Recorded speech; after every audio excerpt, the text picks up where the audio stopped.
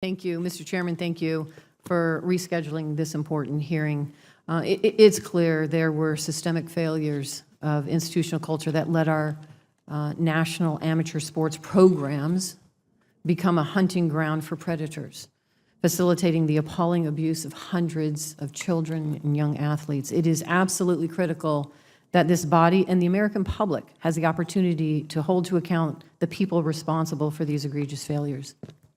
It is equally important that we do not lose sight of our obligation to demand and implement reforms that will make real change. And it is clear that the witnesses before us today rightfully are no longer in a position to institute these needed reforms. Mr. Chairman, I respectfully request that this subcommittee hold additional hearings with the new leadership of the U.S. Olympic Committee, USA Gymnastics, and other national governing bodies to provide continued congressional oversight to ensure that these institutions are fulfilling their legal, their moral, and ethical obligations to athletes, their families, and the American public. Senator, that is absolutely our intention for a hearing in the near future. Thank you. I appreciate that, Mr. Chairman. Last month, we heard from several former Olympic athletes, and I was struck by how many of them said that they felt that there was no one at USA Gymnastics to whom they could safely disclose the abuse they were suffering without fear of retaliation. In fact, Ms. Reisman and Ms. Dancer even noted that the so-called athlete representative was a member of the team that decided which gymnasts would compete in elite competition. So, Ms. Fain, in your opinion, was there anyone in USA Gymnastics whose sole responsibility was to monitor the health, safety, and well-being of gymnasts? Thank you, Senator. In regard to the athletes' well-being, safety, I feel that it was absolutely everyone's duty, my responsibility, the athlete representative's responsibility, each and every individual coach. It's everyone's responsibility. In terms of absolutely, there is a definite conflict. That was something that Deborah Daniels in her review noted, that is certainly a conflict with the athlete representative also serving on the selection of teams, and that was something after Deborah Daniels' review did come out. We immediately changed that and brought on a second athlete representative that is solely there for the athletes' needs and the cares and the communication. Do you think that in reform that we should be looking at athlete advocates that are specifically there, independent of any oversight of USOC or NGBs or anyone else, and they're looking for these out for the specific goodwill, excuse me, the health and safety of the athletes themselves? Yes, absolutely. And do you think that would have benefited in the past, and we would have had been able to protect these children much earlier, much sooner?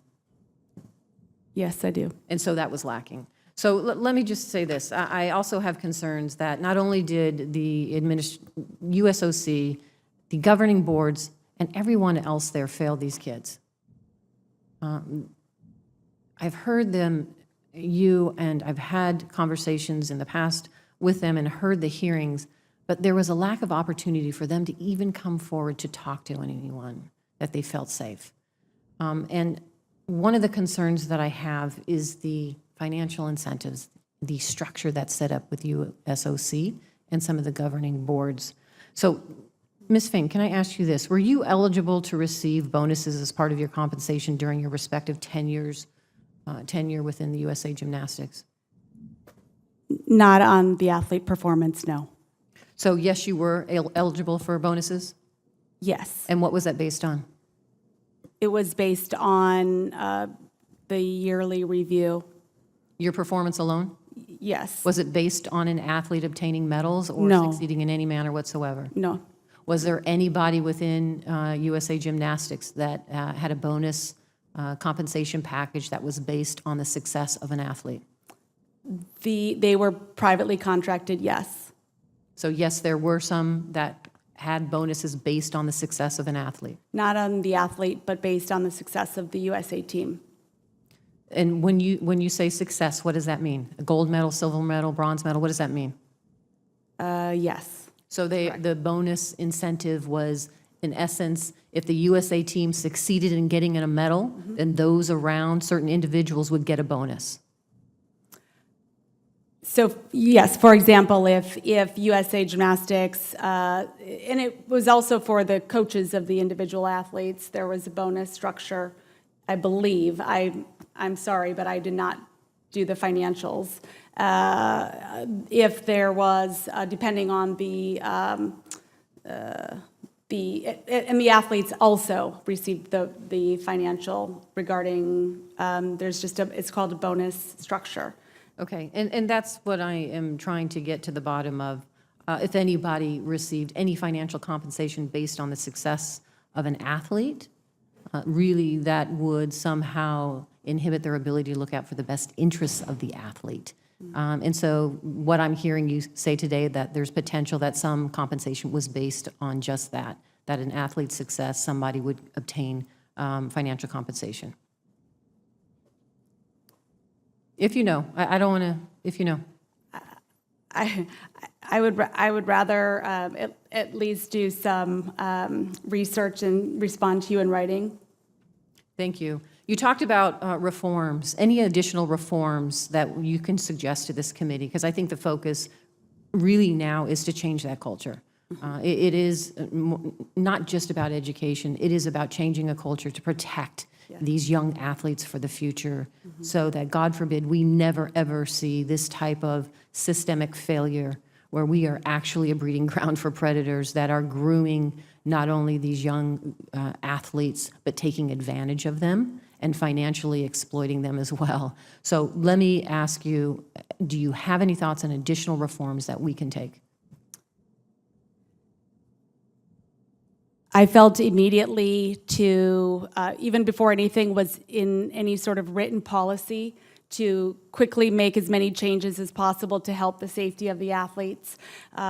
When we traveled internationally for the Pac Rim Championships in Colombia, this is the first time we had a team, a chaperone there, and incorporated the parents in a WhatsApp messaging system, and they were a part of every step of the way, as well as eliminating any one-on-one situations with the transportation policy from when the athletes landed at the airport to attending a training camp, as well as instituting as many recommendations as quickly as possible from the Deborah Daniels report.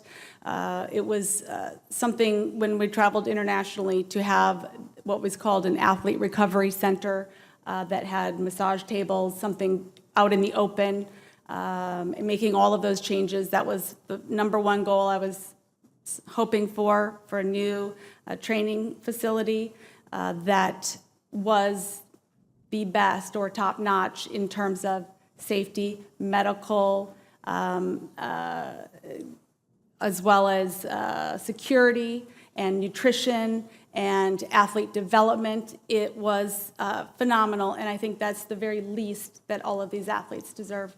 Thank you. I notice my time is up. Thank you, Mr. Chair.